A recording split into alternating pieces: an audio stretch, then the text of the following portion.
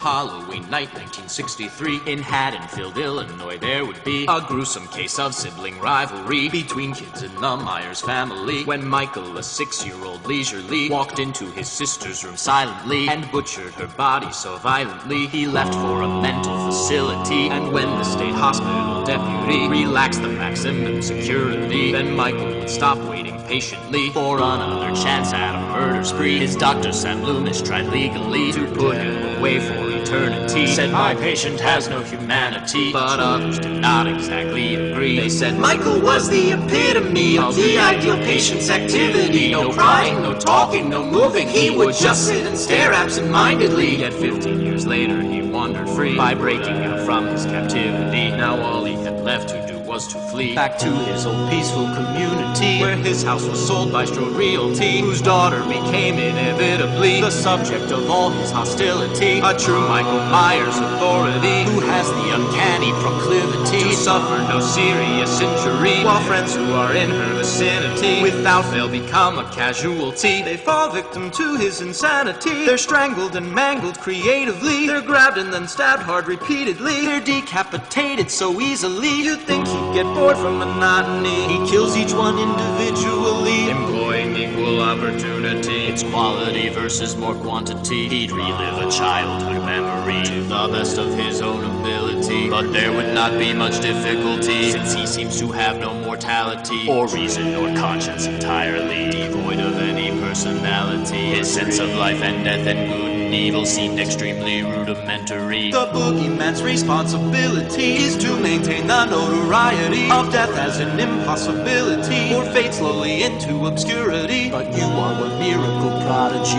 You've given this killer the third degree. You vanquished the evil amazingly, ignored all your bothersome OCD to check up on his heart accordingly. So while he is lying there lifelessly, while you are still breathing so heavily, you sit there and thank God that finally it's over, it's done with him. Luckily you planned each potential contingency. You blinded his eyes temporarily. You drove that knife through his chest cavity. You shot him in every extremity. You forced him right off of the balcony. There's no way in hell that he'd possibly get up and walk right off your property. That stuff only happens on the TV, so you'll be safe in police custody. They'll quickly make a positive ID of Michael's cold twisted anatomy. You'll garner the neighborhood sympathy, and after a good deal of therapy you'll be back in touch with reality and understand why philosophically the apple does not fall far from the tree when creating our own worst enemy.